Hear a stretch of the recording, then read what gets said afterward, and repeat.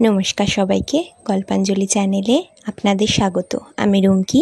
আমার আজকের নিবেদন জয় গোস্বামী রচিত ছোট গল্প ঈর্ষা।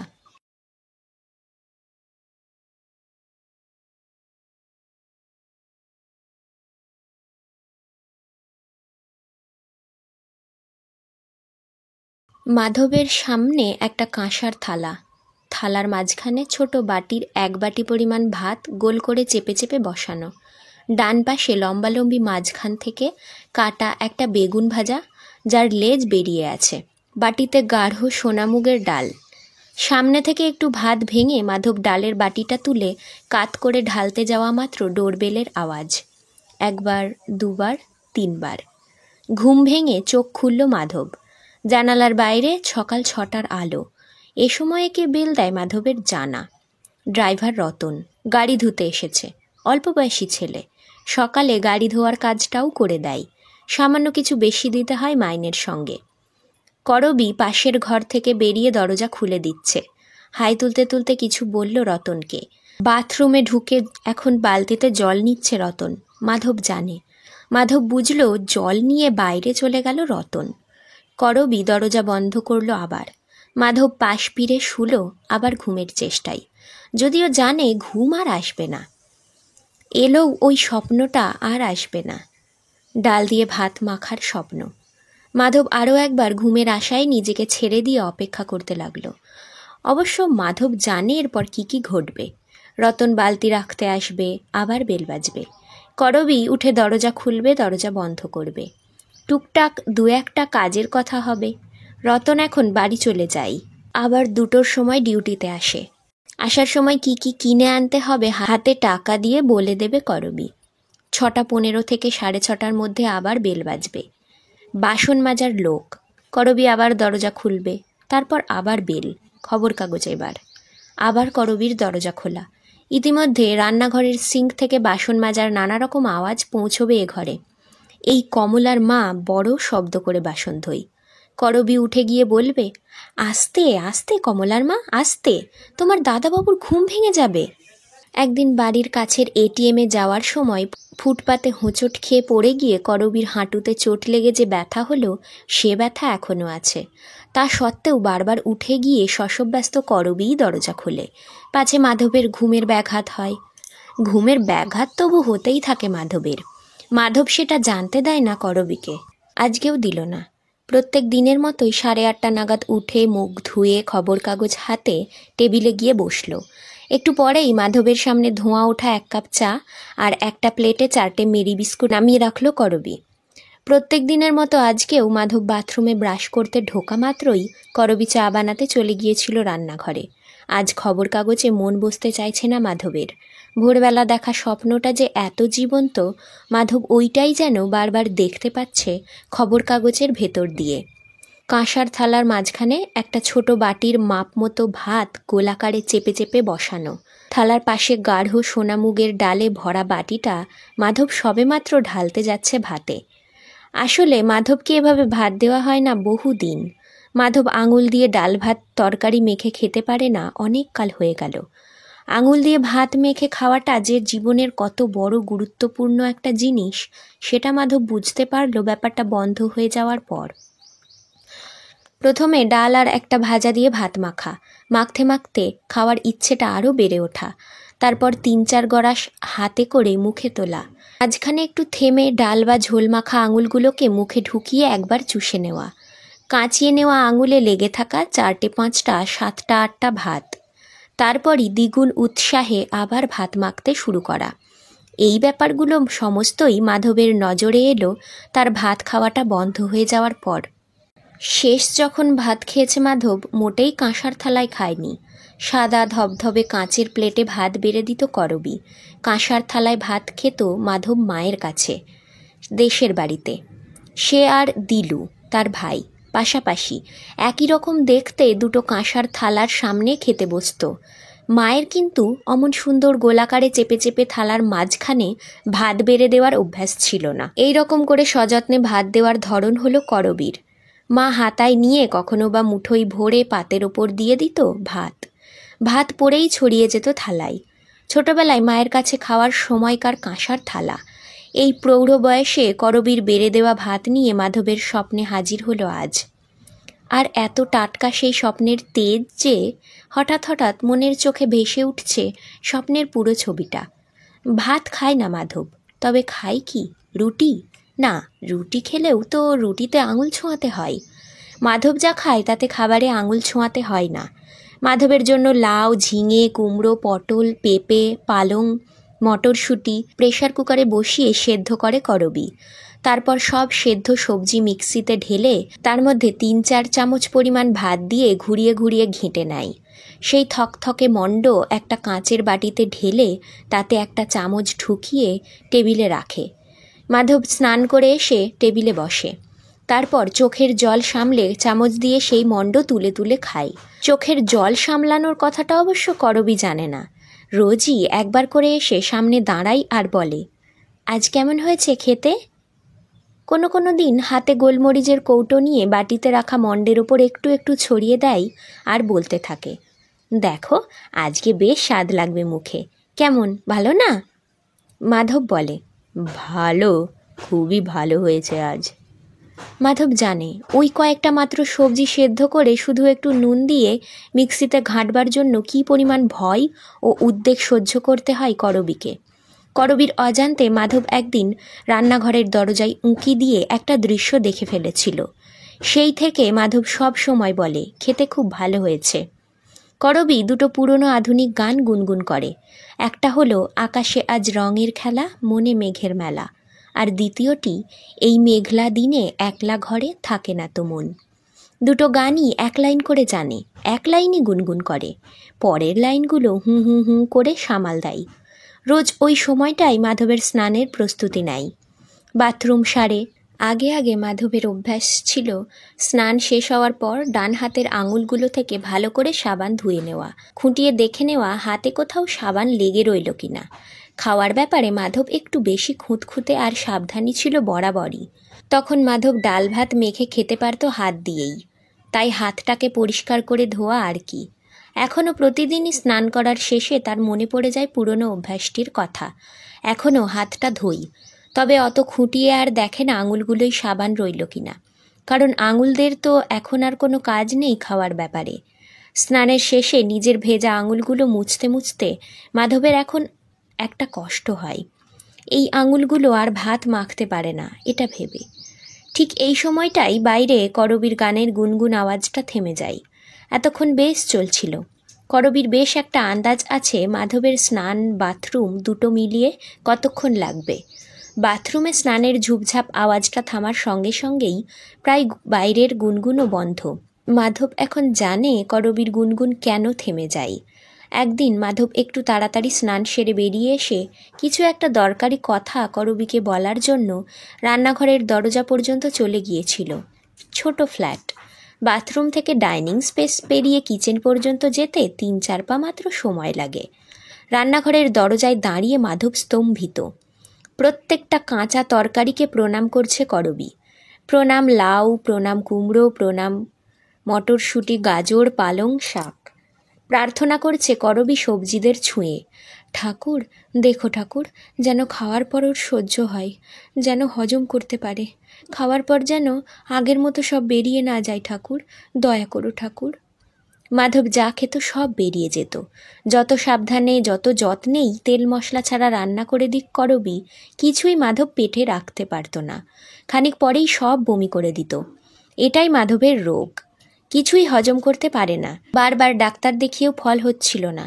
দিনে 8-10 বার করে বমি, খাওয়ার কিছুক্ষণ পর থেকে ওয়াক ওঠা শুরু। বমি তক্ষুনি হয়তো হচ্ছে না, কিন্তু ওয়াক উঠছে। সারাদিন ধরে বাড়িতে ওয়াক ওঠার শব্দ। সন্ধে বা বিকেল থেকে বমি হয়ে হয়ে পেট খালি হয়ে যাওয়ার পর রাতে একটু জলমুড়ি খেয়ে শুতে যেত মাধব। শেষে তাও উঠে যেতে লাগলো মাঝরাতে। মাধবের ঘরের লাগোয়া একটা বাথরুম আছে। একদিন বাথরুম পর্যন্ত যেতে পারল না মাধব, ঘরের মধ্যেই বমি হয়ে গেল। ভাগ্যিস বিছানায় পড়েনি, মেঝেতে পড়েছে সবটা। পিছনের বারান্দার ঘর মোছার দুটো ন্যাতা দাঁড় করানো থাকে। দাঁড় করানো কারণ ন্যাতার সঙ্গে হাতল হিসাবে লম্বা লাঠি আটকানো আছে। বারান্দা থেকে সেই লাঠি লাগানো ন্যাতা আর ফিনাইল নিয়ে দাঁড়িয়ে দাঁড়িয়ে মেঝে পরিষ্কার করছে মাধব। দেখল দরজায় করবী। সরো, আমাকে দাও। আমি পারবো। জানি পারবে, দাও আমাকে। আর বমি হবে মনে হচ্ছে? মাধব বলল, না, ঘরে করে ফেলার পর বাথরুমে গিয়েছিলাম, আর একবার হলো, এখন আর হবে না। তাহলে চোখ বুজে শুয়ে থাকো, একটু পরে ঘুম এসে যাবে। ঘুমের ওষুধ খেয়েছ তো? হ্যাঁ, খেয়েছি, বলে মাধব শুয়ে পড়ল। করবী মেঝে মুছে আলো নিভিয়ে দিয়ে নিজের ঘরে চলে গেল। মাধব আর করবী বহুদিন যাবৎ আলাদা শোয়। মাধব কারো পাশে শুতে পারে না। কেউ পাশ ফিরলে তো বটেই, এমনকি অন্যের নিঃশ্বাসের আওয়াজেও ডিস্টার্ব হয় মাধবের। তাছাড়া করবীর 12 মাসই ফুল স্পিডে ফ্যান চালানো স্বভাব। গায়ে লেপ দিয়েও করবী ফ্যান চালাবে। মাধব শুধু প্রবল গ্রীষ্মে আস্তে পাখা ঘোরায়। বসন্ত, বর্ষা, শরতে মাধবের ঘরে পাখা বন্ধ। সেদিনের পর করবী রাত্রে উঠে এসে বারবারই মাধবের দরজায় দাঁড়াতো। ওদিকে জলমুড়িও যখন উঠে যেতে লাগলো, তখন পুরনো ডাক্তার বললেন সবজি সেদ্ধ মিক্সিতে ঘেঁটে লেই করে দিতে। 4 চামচ ভাত ওই লেইয়ের মধ্যে মেশানো থাকবে। এই খাবারই এখন খায় মাধব। খাওয়ার আগে 2টো ওষুধ, খাওয়ার পর 2টো। কিছুই যে লোক হজম করতে পারে না, তার জন্য আর কী বা বিধান দেবেন ডাক্তার? সলিড ফুড বলতে মাধব খেতে পারে মেরি বিস্কুট। অন্য কোনো বিস্কুটও সহ্য হয় না। রাতে শোবার আগে জল দিয়ে ভিজিয়ে 4খানা করে বিস্কুট খায় মাধব। বেলা 3টে নাগাদ যখন কাজে বেরোই, সঙ্গে বিস্কুটের একটা ছোট প্যাকেট নিয়ে নেয়। জলের ছোট বোতলও থাকে। জরুরি মিটিং চলাকালীন একটা বিস্কুটে কামড় দিয়ে মুখে একটু জল নিয়ে নিল। অল্প একটু বিস্কুট, আর একবার মুখে যতটুকু জল ধরে ততটুকু জল। মাধবকে সারাদিনে মাঝে মাঝে খেতে হবে এমনই নির্দেশ। মাধবের জন্য সারা দিনের জলও মেপে দিয়েছেন ডাক্তার। তাছাড়া এমটি স্টমাক রাখা চলবে না, কারণ তাতেও বমি পাওয়ার আশঙ্কা। মাধবের সামনে অন্যরা খায়, দোকান থেকে ভালো খাবার আনিয়ে। সুখাদ্যে মাধবের কোনো আকর্ষণ নেই, বরং ভীতি আছে। ওইসব খাবার তার পেটে গেলে কতটা অসুস্থ হয়ে পড়তে পারে সে, এ কথা ভেবে দোকানের সুখাদ্য দেখলেই শিউরে ওঠে মাধব। তার বিন্দুমাত্র স্পৃহা জন্মায় না বিরিয়ানি, মাটন চাপ, দহি বড়া, চিকেন পকোড়া বা ফিশ ফ্রাইয়ের প্রতি। বাইরের লোক ভাবত মাধবের কত সংযম, আসলে ওটা মাধবের আতঙ্ক।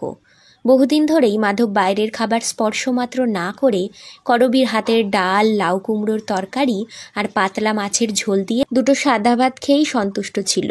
কোনো দিন একটা বেগুন ভাজা, ছাঁকা তেলে নয়, ফ্রাই প্যানে এদিক ওদিক উল্টে পাল্টে স্বল্পতম তেল দিয়ে প্রায় সেঁকে নেওয়া, এইটুকুই যথেষ্ট ছিল মাধবের। বছর দেড়েক আগে নতুন যুবকটি মাধবকে বলল, মাধবের লেখা ছোট করতে হবে। লেখা বড় হয়ে যাচ্ছে মাধবের, লেখালেখিই মাধবের কাজ। তাছাড়া 2-3টে সরকারি কমিটির সে সদস্য। ধারাবাহিকভাবে নিয়মিত লেখার ডাক পেয়ে প্রাণ খুলে লিখছিল মাধব, ছাপাও হচ্ছিল। নতুন যুবকটি হাতে দায়িত্ব পেয়ে সব দিক খুঁটিয়ে দেখতে লাগলো। সে দ্রুত আবিষ্কার করলো মাধবের লেখা একটু বেশি জায়গা নিচ্ছে। যুবকটি মাধবকে বলল, আপনার লেখা রাখতে গিয়ে মাঝে মাঝে আমাদের অন্যদের লেখা ড্রপ করতে হয়। তাঁরাও তো লেখক, কী যুক্তিতে তাঁদের বাদ দেব বলুন? আপনার লেখা বড় হয়ে যাচ্ছে বলে তো আমি পত্রিকার পৃষ্ঠা সংখ্যা বাড়িয়ে দেওয়ার সুযোগ পাচ্ছি না। অকাট্য কথা। যুবকটি মাধবের চেয়ে 30 বছরের ছোট। তার কাছে মিনতি করা যায় না, তর্ক করা যায়ই না, কারণ তার হাতে সদ্যপ্রাপ্ত দায়িত্বভার। যুবকটির জায়গায় মনে মনে নিজেকে বসিয়ে দেখল মাধব। একদিক দিয়ে দেখলে যুবকটি এছাড়া সত্যিই কিছু করার নেই। তবে গত 8 বছর ধরে এ পত্রিকায় মাধবের যে কোনো আকারের লেখা ছাপা হয়ে এলো কী উপায়ে? যে আকারের লেখা দিয়েছে মাধব, সে আকারের লেখাই ছাপা হয়েছে। তখনও তো পৃষ্ঠার সংখ্যা বাড়েনি পত্রিকায়। এরকম ধারাবাহিক লেখা মাধব আগেও লিখেছে এখানে। তখন তো লেখা ছোট করার কথা ওঠেনি। এ প্রশ্নের কোনো উত্তর খুঁজে পেল না মাধব। অবশ্য তখন এই নতুন যুবকটির হাতে দায়িত্ব যায়নি। একটি লেখা যখন লিখিত হতে থাকে, তখন লেখার ভেতরে একটি ত্বরণ তৈরি হয়। ক্রমশ লেখাটি বিকাশ লাভ করে সেই ত্বরণেরই ফলে। একসময় সে পূর্ণ আকারটি প্রাপ্ত হয়ে সমাপ্ত হয়। এক এক লেখার জন্য তাই এক এক আকার। সব লেখা একই আকারের হওয়া সম্ভব নয়। এর আগে ধারাবাহিকভাবে যে লেখাটা লিখত মাধব, তার জন্য কখনো সে নিজের হস্তাক্ষরে ৩৭ পৃষ্ঠা জমা দিয়েছে, কখনো ২৮ পৃষ্ঠা জমা দিয়েছে, কখনো বা জমা দিয়েছে ১৫ পৃষ্ঠা। কোনো দিনই লেখা বড় ছোট নিয়ে কোনো কথা ওঠেনি। সেই লেখাগুলো পরের ৩ খণ্ডে বই হয়ে বেরিয়েছে। বর্তমানে যে লেখাটা লিখে চলেছে মাধব, সেটিও একটি বই হিসেবে তৈরি করার পরিকল্পনা নিয়ে সে অগ্রসর হচ্ছে। অন্তত অগ্রসর হচ্ছিল। এখন সে থমকে যেতে বাধ্য হলো। গত ৪০ বছরে ৬০-৬২টা বই লিখেছে মাধব, কবিতা গদ্য মিলিয়ে।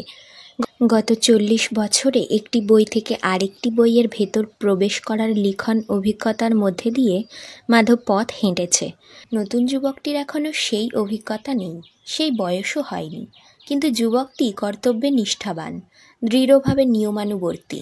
মাধবের লেখা কম্পোজ হয়ে যাওয়ার পর যুবকটি কম্পিউটারের পর্দার দিকে এক দৃষ্টে তাকিয়ে মাধবকে বলে, কত শব্দ হবে আপনার লেখাটা? অথবা কখনো বলে, আপনার লেখাটা প্রিন্ট আউটে ৪ পাতা আসবে দেখছি, এটা ৩ পাতা হলে ঠিক হতো। খুব শান্ত গলায় বলে সে কথাগুলি, কিন্তু একদিন মাধব অনুভব করল একটা অদ্ভুত জিনিস। যুবকটি যখন কম্পিউটারের পর্দার দিকে তাকিয়ে আর মাধব অপেক্ষা করছে এবার যুবকটি কি বলবে তার জন্য, তখনই সেই অদ্ভুত অভিজ্ঞতার মুখোমুখি হলো মাধব। ওই নীরব অপেক্ষার ১.৫-২ মিনিট সময়ের মধ্যেই অভিজ্ঞতাটি হলো। মাধব হঠাৎ দেখল তার ওয়াক উঠতে চাইছে, পেটের মধ্যে পাকিয়ে উঠছে। মাধব ওয়াকটা গিলে ফেলল। ইতিমধ্যেই মাধব গিলে ফেলতে শুরু করেছে তার পরিকল্পিত লেখাগুলো। বাড়িতে ডায়েরিতে যেসব নোট নেওয়া ছিল সেসব কেটে দিয়েছে, ছোট করতে শুরু করেছে নিজের লেখা। কিভাবে? কিছু লেখা হওয়ার পর মাধব গুনে গুনে দেখে নেয় ১০০ শব্দ হলো কি না। প্রথমে ১০০, তারপর আবার ১০০, তারপর আবার ১০০। এইভাবে শব্দ গুনতে গুনতে লিখতে গিয়ে মাধবের ওয়াক ওঠে। একদিন বাথরুমের প্যানে গিয়ে বমি করে দিল। একটু আগেই খেয়ে উঠেছিল সেদিন, সব খাবারটা বেরিয়ে গেল। সেই শুরু। লিখতে বসলেই ওয়াক ওঠে। লেখা সাময়িকভাবে বন্ধ রাখল। তারপর যখন সে লিখছে না তখনও ওয়াক উঠতে লাগলো। যা খায় বমি হয়ে যায়। বারবার ডাক্তারদের কাছে দৌড়ানো। ডাক্তার নানা রকম ওষুধ দেন হজমের, কিন্তু ওয়াক ওঠা কমে না। ডাক্তারকে মাধব বলতে পারে না পরিকল্পিত যে লেখাগুলো মাধব গিলে ফেলেছে, নতুন যুবকটির সঙ্গে অদ্ভুত যে পরিস্থিতি মাধব গিলে ফেলতে বাধ্য হয়েছে, তারাই ওয়াক তুলে বেরিয়ে যাচ্ছে তার পাকস্থলীর খাদ্যবস্তুকে সঙ্গে নিয়ে। বারবার মাধবের শরীর তার জীবনে ঢুকে পড়া পরিস্থিতিগুলোকে বের করে দিতে চাইছে, কিন্তু পরিবর্তে উগড়ে দিচ্ছে কেবল তার গ্রহণ করা খাদ্যকে। তবে সে কথা তো আর বলা যায় না ডাক্তারকে। শেষমেশ ডাক্তারের পরামর্শে ওই মিক্সিতে ঘেঁটে দেওয়া মণ্ডে এসে ঠেকেছে মাধবের খাদ্যাভ্যাস, যেখানে আঙুল দিয়ে ভাত মাখার কোনো দরকার আর নেই। ২. আঙুল দিয়ে কাউকে ভাত মাখতে দেখলে সে জায়গা থেকে সরে যায় মাধব। মাধব একজন লেখক। প্রৌঢ় বয়সে পৌঁছে তার কিছু চেনা জানা হয়েছে। মাঝে মাঝে বন্ধুবান্ধবরা বাড়িতে এলে করবী তাদের রেঁধে খাওয়াই। করবী লোকজনকে খাওয়াতে ভালোবাসে। মাঝে মাঝে মাধবরা যায় অন্যের বাড়ি নিমন্ত্রণ রক্ষা করতে। মাধব যে কিছু খেতে পারে না এখন সেটা সকলে জেনে গিয়েছে। মাধবকে কেউ খাওয়ার জন্য জোর করে না, বদলে সকলেই নিয়ম করে দুঃখ প্রকাশ করে। আপনি তো কিছুই খাবেন না জানি, কি খারাপ যে লাগছে আমাদের। মাধব ফিকে একটা হাসি নিজের মুখে টাঙিয়ে রাখে এখন। কিন্তু মাধব কারও খাওয়ার সামনে না থাকার যথাসম্ভব চেষ্টা করে। অন্তত আঙুল দিয়ে ভাত মেখে খাওয়া হচ্ছে যেখানে। অন্যদের খাওয়ার সময় মাধব এ ব্যাপারে যথেষ্ট সতর্ক থাকে বলা যায়। কেন সেখানে থাকে না মাধব? মাধব নিজেকে প্রশ্ন করে দেখেছে। বুঝেছে যে তার ভেতরে একটা কষ্ট হয়, সেই কষ্ট ক্রমে একটা জ্বালায় রূপান্তরিত হয়ে পড়ে। ওই জ্বালার মুখোমুখি হতে চায় না মাধব। সে নিজেকে বোঝায় যেভাবে মাধবের মা একদিন মাধবকে বুঝিয়েছিল। মাধব আর দিলু শৈশবেই পিতৃহারা হয়। মা স্কুলে পড়াতো। মাধব আর দিলুকে সবসময় একই রকম জিনিস কিনে দিত, একই রকম জামা, একই রকম জুতো, একই রকম খাবার। একবার মাধবের জ্বর হলো, ভালো রকমের জ্বর। এই ছেড়ে যায় তো আবার আসে নতুন করে। মাধবের বাড়ির সামনেই ছোট্ট এক ফালি মাঠ, সেখানে তারা বিকেলে খেলাধুলো করে। দু ভাই যখন পাড়ার অন্য বাচ্চাদের সঙ্গে মাঠে খেলে, মাধব লক্ষ্য করেছে মা জানালায় দাঁড়িয়ে থাকে প্রায়ই। এখন বোঝে দুই ছেলের লাফাঝাঁপি দেখত মা, দেখে একরকম সুখ পেত। ছেলে দুটো আনন্দ করছে, এইটা দেখে এক ধরনের আনন্দ মায়ের। সন্ধ্যের ঠিক আগে ওই জানালা থেকেই দু ভাইকে ডেকে নিত মা। পড়াতে বসাতে। মাধবের আবার নতুন করে জ্বর এলো একদিন দুপুরে মাধব শুয়ে আছে, পাশে চিন্তিত মুখে মা বসে। বিকেল হওয়া মাত্রই গেঞ্জির ওপর জামা চড়িয়ে লাফাতে লাফাতে খেলতে বেরোচ্ছে দিলু। অন্য সঙ্গী সাথীরা মাঠে এসে ডাকাডাকি শুরু করেছে তখন। দিলু মাকে এসে বলল, মা খেলতে যাচ্ছি। মা বলল, যাও। হঠাৎ মাধব বলে উঠল, না, দিলু খেলতে যাবে না। মা খুব অবাক, কেন? দিলু খেলতে যাবে না কেন? মাধব বলে, তুমি বলেছ যে কাজই করবে দু ভাই একসঙ্গে করবে। আমি ঘরে শুয়ে থাকবো আর দিলু খেলতে যাবে কেন? দিলুও যাবে না। মা দিলুকে বলল, যাও, তুমি খেলতে যাও, আমি দাদার কাছে আছি। দিলু একটু মুখটা বেঁকিয়ে মাধবের দিকে একবার তাকালো, তারপর প্রায় দ্বিগুণ আনন্দে বেরিয়ে গেল। মা তখন মাধবকে বলেছিল, এখন গরমের ছুটি চলছে, তাই দিলু স্কুলে যাচ্ছে না, নইলে দিলু তো স্কুলেও যেত। জ্বর হলে তুমি তো স্কুলে যেতে পারো না, দিলু তো যাই। এখন শুধু খেলতে যাওয়াটা দেখলে? শোনো, ভাইকে হিংসে করো না, বুঝলে? হিংসে করলে মনে খুব কষ্ট হয়, জ্বালা পোড়া হয়। তোমার গায়ে জ্বর, তার একটা কষ্ট আছে, অসুখের কষ্ট। তার সঙ্গে হিংসের কষ্ট যদি থাকে, তাহলে একসঙ্গে দুটো কষ্ট পাবে তুমি। কষ্ট বাড়িয়ে কী লাভ? তার চেয়ে উঠে ওই জানালায় বসো, আমি মোড়া পেতে দিচ্ছি। ওরা খেলুক, তুমি জানালা দিয়ে দেখো, আমি তো দেখি রোজ। মা মোড়া এনে জানালার নিচের দিকের পাল্লাটা খুলে দিল। মাধব এসে বসে দেখতে লাগলো ওরা খেলছে। সেদিন একটা মাঝারি সাইজের রবারের বল দিয়ে ফুটবল খেলছিল ওরা। মাধব অবশ্য বেশিক্ষণ বসতে পারেনি, আবার বিছানায় এসে শুয়ে পড়েছিল। হিংসে করো না, তাতে কষ্ট বাড়ে। বয়ঃপ্রাপ্ত হতে হতে মায়ের এই কথাটা নানা কারণে বারবার মনে করতে হয়েছে মাধবকে। মার কথাটা সত্যি, আরও একটা অতিরিক্ত কষ্ট যোগ করবার কোনো দরকার তো নেই। যারা আঙুল দিয়ে ভাত মেখে খেতে পারছে তারা খাক না। একমাত্র মাধব ছাড়া সকলেই আঙুল দিয়ে ভাত মেখে খেতে পারছে, তাতে মাধবের কষ্ট হওয়া উচিত নয়। মাধব নিজেকে সামলানোর জন্য তাই অন্যদের ভাত খাওয়ার সময় সামনে থেকে সরে যায়। খাওয়ার শেষে হাত ধোয়ার পর অনেকে রুমাল দিয়ে আঙুলগুলো আলাদা করে মোছে। মাধব সেদিকেও তাকাতে পারে না। ওদিকে করবীর সব কিছু খাওয়ার ক্ষমতা থাকলেও করবী সপ্তাহে 3 দিন উপোস করে, মঙ্গল, বৃহস্পতি, শনি। তাছাড়া প্রতি পূর্ণিমায় তার উপবাস। এছাড়াও 10 রকম ব্রত পালন তো আছেই। সেসব দিনেও খাওয়া নেই করবীর, সবই স্বামীর মঙ্গল কামনায়। সারাদিন উপোস করে সন্ধ্যায় পুজো শেষে পুরো ফ্ল্যাট ঘুরে ঘুরে প্রদীপ দেখায়। তারপর শিখার ওপর হাত রেখে সেই করতল ছোঁয়ায় মাধবের মাথায় আর বুকে। বমি শুরু হওয়ার পর এখন পেটেও ছুঁইয়ে দেয়। অধিকাংশ দিন উপোসের পর রাতে একটু দুধ মুড়ি খেয়ে নেয় করবী। কিছু বললে উত্তর দেয়, একলার জন্য আর কী বা রান্না করব। একদিন বলেছিল, তুমি কিছু খেতে পারো না, আমি বসে বসে সেটা দেখি, এরপরেও একা রান্না করে খাবো? কদিন খাওয়া যায়? ফলে সুস্থ স্বাভাবিক মানুষটা অর্ধেক দিনই মাধবের কারণে না খেয়ে কাটিয়ে দিচ্ছে, এটা বুঝতে পারে মাধব। এদিকে মাধব তার লেখাকে ছোট থেকে অধিকতর ছোট করে এনেছে, যাতে নতুন যুবকটির কাজের সুবিধে হয়। মাধব নিজের কাছে নিজে মেনে নিয়েছে যুবকটিকে সে মান্য করে চলবে। যুবকটির কাছে সর্বাধিক গুরুত্বপূর্ণ হলো লেখার আকার। মাধব মনে মনে স্বীকার করে নিয়েছে যুবকটির কাঙ্ক্ষিত আকারই মাধব সরবরাহ করে চলবে তাকে। এই বয়সে পৌঁছে মাধবের নিজের মন মতো ভালো কিছু লেখার চেষ্টা মাধব আর নাই বা করল। নতুন করে আরও অসুস্থ হয়ে পড়ার চেয়ে পরাজয়ের কাছে নিজেকে সমর্পণ করে দেওয়াই ভালো নয় কি? মেনে নাও মাধব, মেনে নাও, মন থেকে মেনে নাও। সত্যি মেনে নেয় মাধব যে এখন মাধবের সময় চলে গেছে। যখন মাধবের সময় ছিল তখন নিজের হস্তাক্ষরে 37 পৃষ্ঠা অথবা 38 পৃষ্ঠা কিংবা 15 পৃষ্ঠা জমা দিলেও আকার নিয়ে কোনো কথা উঠত না। এখন গোধূলিবেলা, লম্বা ছায়া পড়ে গেছে মাঠে। অবশিষ্ট ওভারগুলো টুকটুক করে উইকেটে কাটিয়ে দাও মাধব। যদিও জানো না তোমার জীবনের খেলায় ঠিক কত ওভার আর বাকি, তবু বশ্যতা স্বীকার করে নাও। আনুগত্যকে এগিয়ে ধরো সামনে। কোনো মনের কথা বলতে যেও না আর, জীবনে বা লেখায়। 3। সেদিন দুপুরের প্রথম দিকে একটু তাড়াতাড়ি মাধব বেরোলো বাড়ি থেকে। একটা কমিটি মিটিং আছে আজ। বসন্তকাল শুরু হয়েছে। গাছের গায়ে নতুন পাতা বেরিয়ে বাতাসে কাঁপছে। ঝকঝক করছে রোদ্দুর। কাছেই একটা কলেজ। তরুণ তরুণীরা জুটি বেঁধে হাঁটছে রাস্তায়, তাদের পিঠে ব্যাগ। মাধবের গাড়িটা একটা সিগন্যালে দাঁড়িয়ে আছে রাস্তার বাঁ দিক ঘেঁষে। সিগন্যালটা ছাড়ছে না। হঠাৎ মাধবের চোখে পড়ল একটা দৃশ্য। ফুটপাতে বসে একজন লোক, স্নান না করা, রুক্ষ চুল, ছেঁড়া ময়লা জামা, হাতে একটা ইনামেল থালা। থালায় ভাত তরকারি। একাগ্র মনে কোনো দিকে না তাকিয়ে লম্বা লম্বা আঙুল দিয়ে লোকটা ভাত মাখছে আর খাচ্ছে। পেটের কাছে পাকিয়ে উঠল মাধবের। এই সময় সিগন্যাল ছেড়ে দিল।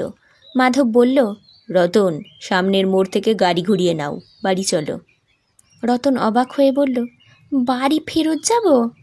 হ্যাঁ, তাই চলো। দরজা খুলল করবী। স্নান করে উঠেছে, টেবিলে থালা গেলাস রাখছে। মাধব একেবারেই খেয়াল করল না আজকে সেই বিরল দিনগুলির একটা, যেদিন করবী দুপুরে খেতে বসেছে। মাধব বাথরুমে ঢুকে গেল। একবার দুবার আওয়াজ করে ওয়াক উঠল তার, 3 বার, কিন্তু বমি হলো না। করবী দৌড়ে এলো বাথরুমের দরজার কাছে। কি হলো তোমার, আবার সেরকম হচ্ছে? না, কিছু হচ্ছে না, বলতে বলতে বাথরুম থেকে বেরিয়ে মাধব নিজের ঘরে ঢুকে শুয়ে পড়ল। কি জানি বাবা, কি হলো আবার? করবীর উদ্বিগ্ন গলা ভেসে এলো, আর মাধবের মনে ভেসে উঠল ফুটপাতবাসী লোকটির ছবি। এক হাতে এনামেল থালাটা ধরে আঙুল দিয়ে ভাত মাখছে। আবারও প্রবল একটা ওয়াক আওয়াজ উঠল মাধবের গলা থেকে। ডাইনিং স্পেস থেকে শোনা গেল করবীর গলা, এই আওয়াজ আমি আর নিতে পারছি না, দিন রাত্রি এই ওয়াক ওয়াক, বাবা আর পারা যায় না। মাঝখানে কিছুদিন বন্ধ ছিল, আবার শুরু হলো। কি ঘেন্না যে করে এক এক সময়। ঘেন্না কথাটা মাধব শুনে ঘর থেকে বেরিয়ে এলো উদ্যত বমি চাপতে চাপতে। বেরিয়ে এসে মাধব দেখল একটা কাচের প্লেটে ডাল দিয়ে ভাত মাখছে করবী। প্লেটের পাশে মাঝখান দিয়ে লম্বালম্বি কাটা একটা বেগুন ভাজা, যার একটু লেজ বেরিয়ে আছে। খেতে খেতে করবী তার আঙুলে লেগে থাকা 4টে 5টা 7টা 8টা ভাত মুখ দিয়ে কাঁচিয়ে নিয়ে আবারও ভাত মাখতে শুরু করলো আঙুল দিয়ে। মাধবের মাথার ভেতর যেন সব কেমন তালগোল পাকিয়ে গেল। মাধব বলে উঠল, ঘেন্না ঘেন্না করো, আমি রোজগার করে আনি বলে ওই ভাতটা আঙুল দিয়ে মেখে খেতে পারছো। আমি আমি আমি ওয়াক রোজগার করে আনি বলে ওয়াক ওয়াক, নইলে ডাল দিয়ে ভাত দিয়ে মেখে খেতে পারতে না। ওই বলতে বলতে মাধব একেবারে করবীর খাওয়ার প্লেটটা ধরে মেঝেতে ছুঁড়ে ফেলল। সঙ্গে সঙ্গে একটা ওয়াক ওয়াক আওয়াজ তুলে মাধবের দুপুরের খাবারটা বমি হয়ে ছলকে পড়ল মেঝেতে ছড়িয়ে থাকা ভাঙা প্লেটের টুকরো আর ডাল মাখা ভাতের ওপরে। খাওয়ার টেবিলে স্তব্ধ হয়ে বসে রইল করবী। আজকের গল্প এখানেই শেষ। গল্প পাঠ ভালো লাগলে অবশ্যই একটা লাইক দিয়ে যাবেন, আর আমার চ্যানেল গল্পাঞ্জলিকে সাবস্ক্রাইব করে আমার পাশে থাকবেন। ধন্যবাদ, ভালো থাকবেন সবাই।